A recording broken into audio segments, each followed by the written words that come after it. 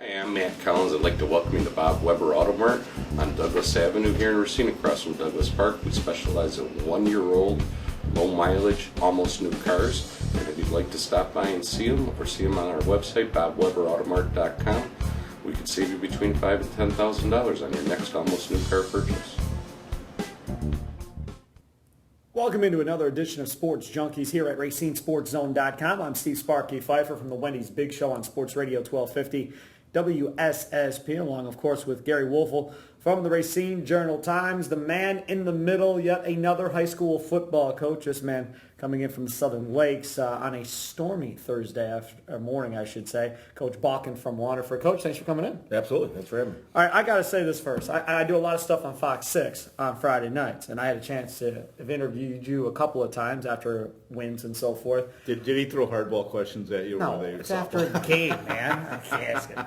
Well, you know, you've been the hard-hitting investigative reporter. No, but I got to know this because I interview a lot of coaches over the course of time, obviously on Fox 6 for the last 5, 6 years, whatever it's been. Mm-hmm. And I got to put you probably in the top 3 of most intense guys that I've probably talked to over the course of time. Where does that come from, that intensity inside? Well, is that a parents thing? My dad, coached for 32 years football. He was a head basketball coach for 12, so I grew up around it. Sure. I've always had coaches that really cared when I was growing up and playing in all sports, football, basketball, and track. So I guess that's just, I've always been around it, so I don't know really any other way to do things. So you went to high school where? McFarland. Your dad was the head football coach there? No, he was assistant football coach, head basketball coach. Oh, okay. And you turned out to be a football coach instead of a basketball coach. Yeah. How did that happen? With your dad's influence in basketball? I've also coached basketball. It just comes down to I enjoy football a lot more. Yeah. I understand it better. Sure. But I'm actually going to do some basketball this year at Waterford again. So I like the multi-sport stuff. We've talked about this before. How critical is it to have that football program and that basketball program be on the same page within a high school? I think it's important to have all sport programs to be on the same page because the longer I've coached, the more and more kids are starting to become specialized in one or 2 sports, and I promote multi-sport athletes regardless of what sport it is. It's very important to have good communication between all head coaches, for off-season workouts, because kids are so busy in the summer, and to get everybody involved to do multi-sports, it takes a lot of communication between all those coaches. Being in Waterford, I used to live in Waterford for a brief amount of time. And what? You're telling him you lived in Waterford? I did. I lived in Waterford before he was there. Where? Like north side, south side? 411 Redcoat Court was my address if you want to go through. So that means? I'm not there.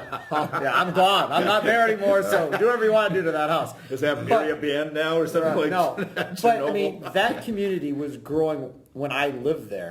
And then going back to Coach Vinay and now with you there, it seems like that community is exploding out in Waterford as far as population goes. Yeah, this is only my 3rd year there.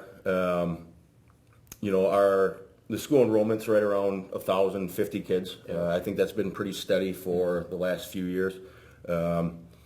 With us being so close to, Wind Lake, and then you get into the Muskego School District. So we draw from such a large area as far as the radius of kids that are enrolled at Waterford. But as far as community goes, there's places to build where it still can get bigger. Okay. I don't know if it's peaked yet. I don't know if our enrollment's going to drop in the future. But as long as we're steady around that 1,000 kid area, that puts us right in the middle of Division II usually.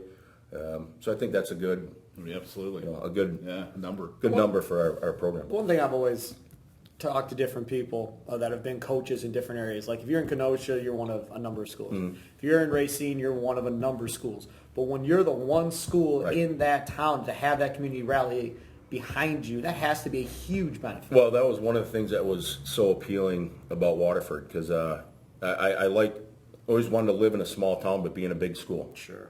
And that's perfect for Absolutely. that's what Yeah. Waterford is. Ideal.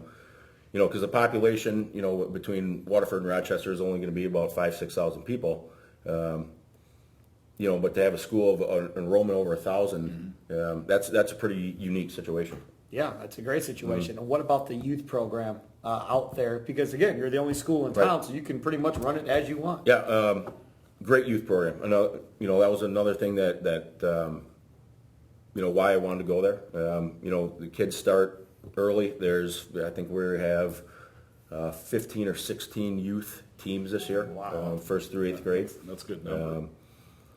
The youth coaches, they're very receptive to buying in and trying things that the high school program's doing. So we have a good mesh. Get along with Pat Elgin is one of the head youth guys. He used to be on our varsity or JV staff. So there's good lines of communication between the high school and the youth program, and that way when kids come to high school, they're not starting from scratch. Where hopefully they know a little bit of our terminology. That's exactly what I was going to ask you. Do they actually get the terminology? I mean, yeah. Do you go on a system like back in the day when I played? Anything that went left was odd numbers. Anything that went right was even numbers. Okay, so if you had a 22, that's actually still similar. Is it still pretty similar in that respect? Yeah. But when they come in as freshmen, we want them to know our base offensive sets, our base defensive sets. Obviously every coach is going to do their own unique things, their own wrinkles, which is fine. But as far as just the base stuff, that's what our goal is, to get them coming into to freshman football, knowing just kind of where to line up, how to block, how to tackle, and the basics of football. What about the fundraising aspect of things? Being the school in town, I'm assuming you can do pretty much whatever you want from a fundraising. We have a group, the Waterford football moms, that do unbelievable job for our fundraising. They actually raised enough money to buy us 72 new helmets this year. No kidding. Yeah. Wow, that's Nice. outstanding. Which is incredible. It is. What is that helmet these days? I have no idea, but I know they're expensive. You can get them anywhere from $180 to $260, depending. There you go. Yeah. So and they had how do the many? math 70 on 72. So do the math on that. There you go. I tell fellow head coaches, buddies of mine, and they're just amazed that kind of contribution was made, and people around town were so supportive and sponsored buying a helmet, and so we're obviously very appreciative to everyone who did that, and football mom, and they do a couple fundraisers a year, so. That's awesome. That's a very cool thing. Can't beat it. What about the kids in those football helmets this year versus what you had last year? Well, I guess I'll know a little bit more tomorrow. Yeah. We've been lucky enough to have pretty good success the last 2 years. Pretty good success. 19-4. You are a coach. Playing at Pewaukee tomorrow. They're 18-4 in the last 2 years, so I mean it's going to be. And they looked fantastic in their scrimmage against Germantown. And this is Frisky's second year at Pewaukee, if memory serves correct. Yes. This is his second year because Clay Iverson left to go to McGuanago last year. Yep. So Yep. this is his second year now with that program. So we'll, our numbers are a little bit down, but from what I've heard, that's pretty common. All over the state, actually. Which is unfortunate, but in like every head coach, if we stay healthy, we Be fine. we'll be all right. I got to ask you about opening games, okay? I've had some coaches that just pinpoint for that opening game and say, hey, this is a momentum builder, okay? Yeah. On the flip side is they're so geeked up for that first game, the kids, if they lose, it almost has like an adverse effect, and it affects you the rest of the season. How do you approach that first game? Well, last year we lost our first game to Homestead, then ran off 7 in a row. Sure. I try and preach, one game at a time, win or lose, because even if you lose, your season is not over. Correct. Even if you win, that doesn't mean you're going to win the rest of the games. Right, So it's never a make or break for the season based on week 1 or week 2, and especially this year going back to the 9-game schedule instead of the 8-game schedule last year, you don't want to use these games as kind of build up to your conference season, because obviously your conference record is more important in terms of playoffs and things like that. But we value the non-conference schedule and treat it just like a conference game and take it very seriously. And obviously you want to play well, win or lose, and carry whatever momentum you have into the next week. Sure. When you put that together, that non-conference schedule, because I mean, Homestead and Pewaukee, those aren't exactly programs that aren't any good. I mean, both of those programs have steep in tradition with winning football. I mean, is that what you're trying to do with that non-conference schedule? Trying to put together, teams that are at a high level to test these kids early? Absolutely. And our league is always very competitive. So. And I think our league is going to be even more competitive this year than it has, the last 2 years, from top to bottom. I don't think there's a clear-cut favorite at all. But you always want to try and schedule quality teams. Well, because in college football, you see cupcakes getting scheduled early, and fans want to go crazy. And I don't know if, in high school football, you can't look at a program and say, well, this is going to be an easy game and this one's going to be hard. I think because things change so much from year to year. Sure. So it's kind of irrelevant what your record was a year ago or 2 years ago, or what your tradition is. So that's why and number one, just finding opponents in a non-conference schedule is kind of difficult. So within a certain distance. So it's almost who can you play, who's available. Not I want to go play this team or I want to play this team. Just kind of falls where it is. When they're dealing with Waterford, right? Southern Lakes Conference, it's not, not to slam you, but it's not Arrowhead or whatever the case may be. Do you have coaches that are at maybe some of the upper Division I programs going, I don't know if I really want to deal with this? Have you had that yet in a couple of years, or has it been pretty receptive? It's been pretty receptive, Homestead this year, they're playing Arrowhead non-conference. Sure. And it probably makes more sense because they're obviously bigger schools. It's a little closer for them. But I haven't gotten the impression that if we contact a team that they wouldn't be willing to play us just because we're in the Southern Lakes or we're a little bit removed from Milwaukee or Racine area. I would think teams would be kind of shy to play you or almost afraid to play you, especially now your reputation after 2 years is so good. Well, I don't know about that, but this is what I'm going to point out, and I'm sure it's something that you preach, and it's something that the Packers could use to hear themselves. But you play physical style of football. Right. I mean, your kids, both sides of the ball, are going to hit you. When the game's over, win or lose, the other team's going to know that they were in pretty much a battle for the entire game. Right. I'm our defensive coordinator, so I'm a defensive guy. And I try and stress that there are no plays off. We want to get as many people to the football as possible. We're not afraid of contact, regardless of opponent or size, things like that. We try and carry that over to offense. Obviously, we want to block to the whistle, run hard, execute as well as we can, minimize mistakes. But I think, the teams that I've coached at Waterford and other places that I've coached at Bigfoot, the players have kind of bought into, like you talked about, the intensity and seeing how much I care and the passion about it that I have for the sport. I think that carries over into how we play. Sure. Say, excuse me, I want to go back and talk about your philosophy a little bit. Obviously, your dad must have had, I would imagine, a profound impact being around him for so many years.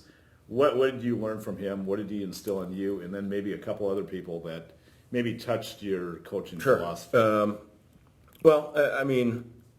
Seeing how much time he put into everything, because there were times growing up where, he wouldn't get home until, 6, 7, 8 o'clock at night, sometimes even later. And just, the respect that he tried to give, all the players that played for him, the coaches that worked with him.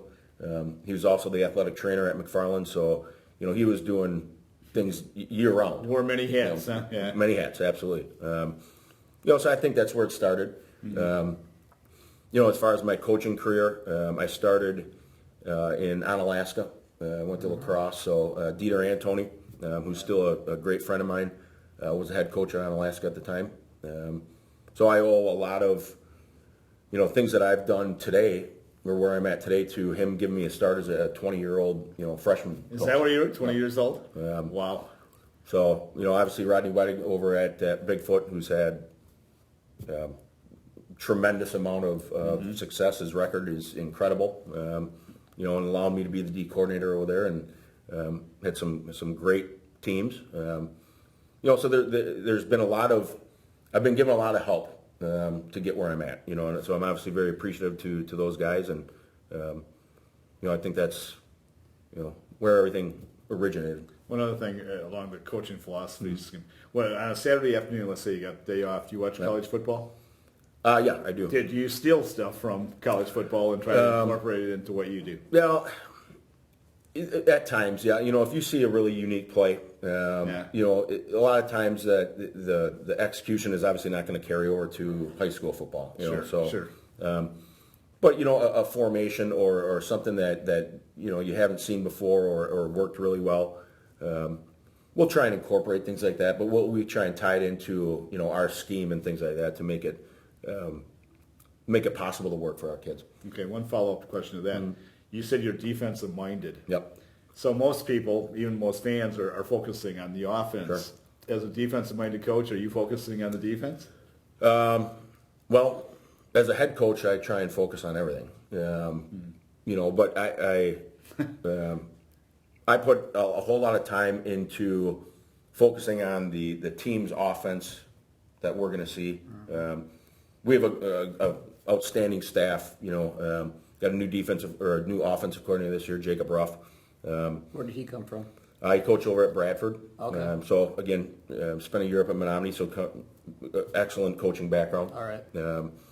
And he puts a whole lot of time into what our team's defense is going to do, so I don't have to, spend a whole lot of. I don't have to spend the same amount of time watching both sides of the ball. Right. But I still do. I also run our special teams. So there's never a shortage of things to keep me busy. I can imagine, yeah. Well, if he's coming from Bradford, and they're a pretty physical team, and Absolutely. Menominee, Yep. another physical football team, Right. I would assume the weight room is going to be a big damn deal now for the offensive line. Yeah, we kind of brought in some techniques and philosophies on how some other teams that he had coached had lifted in the weight room. Right.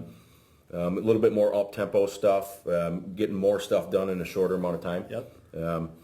And we saw it make huge gains with our kids. That's this awesome. Year. Good. So it was something they really bought into. So I had a great off season. Our freshmen through seniors, and hopefully we can carry that over to Fridays. So when we're covering you on this, and we're going to be talking about obviously Waterford throughout the year, give me a couple of the names that we'll probably be mentioning throughout the year. Well, Jacob Bauer is one of our running backs. Played last year. A 5'9", 190-pound kid. He had one real big game, as I recall, last year, right? Wasn't he up around 100? Yeah, I don't know his overall stats from last year, but we were so run heavy last year that we had a lot of backs with a lot of yards. Uh-huh. Tom Benko, another kid, he's off.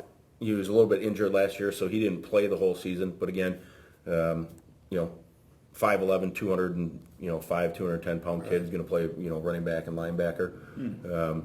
Justin Steffens has done an incredible job. We're asking him to do to play wide receiver, some tight end. Plays free safety. He's a backup quarterback.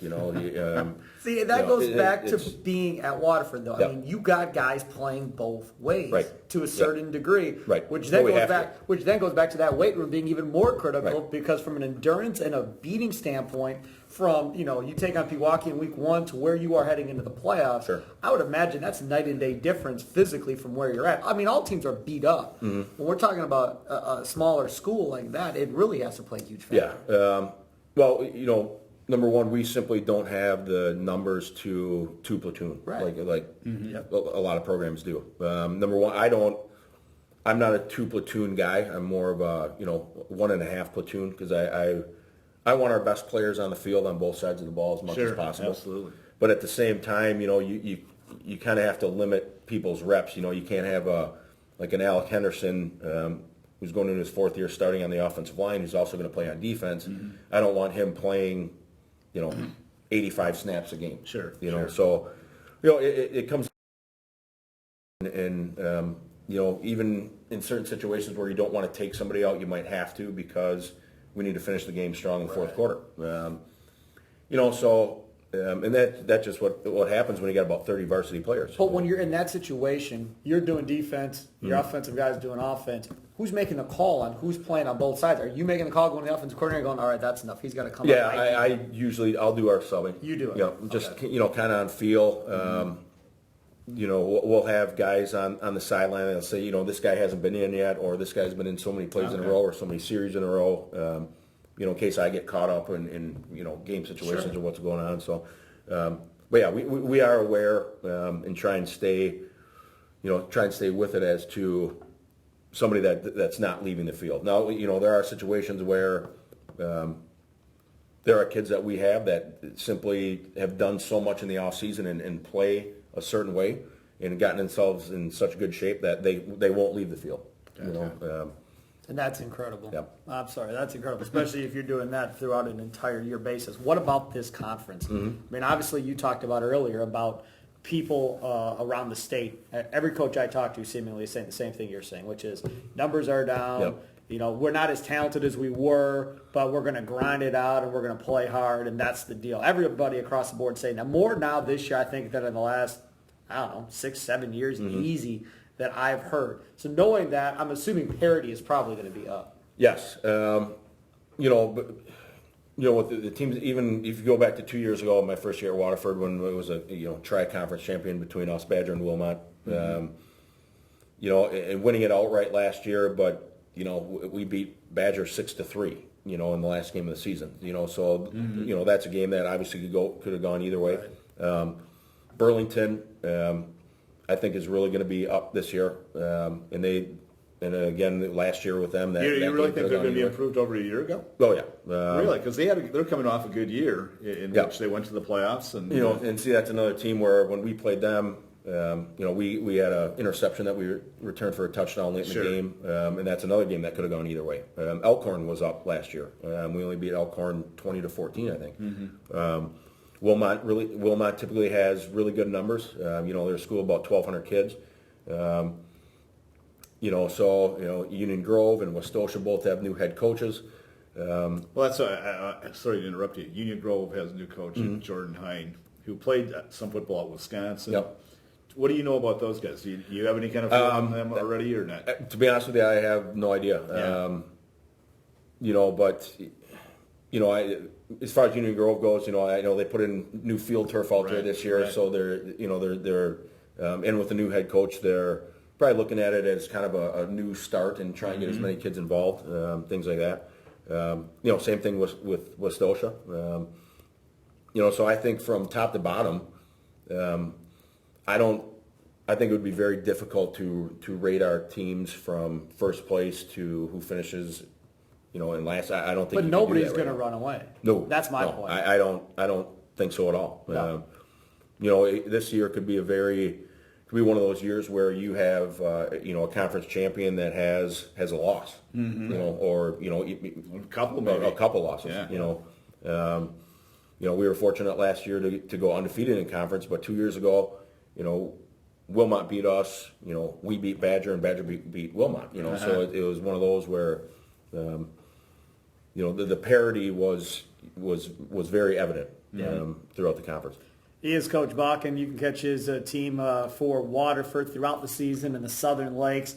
A team that I guarantee will play hard each and every night and will put up one hell of a fight, win or loss, at the end of the day. That is what the coach preaches. He is Coach Bakken in Waterford. Hey, Coach, thanks a lot for coming in. Absolutely. Yeah, he is Gery Woelfel of the Racine Journal-Times. Steve Sparky Fifer from Sports Radio 1250 WSSP. We'll see you next time on Sports Junkies at RacineSportsZone.com. Hi, I'm Matt Collins. I'd like to welcome you to Bob Weber Auto Mart on Douglas Avenue here in Racine, across from Douglas Park. We specialize in 1-year-old, low mileage, almost new cars. And if you'd like to stop by and see them, or see them on our website, bobweberautomart.com, we could save you between $5,000 and $10,000 on your next almost new car purchase.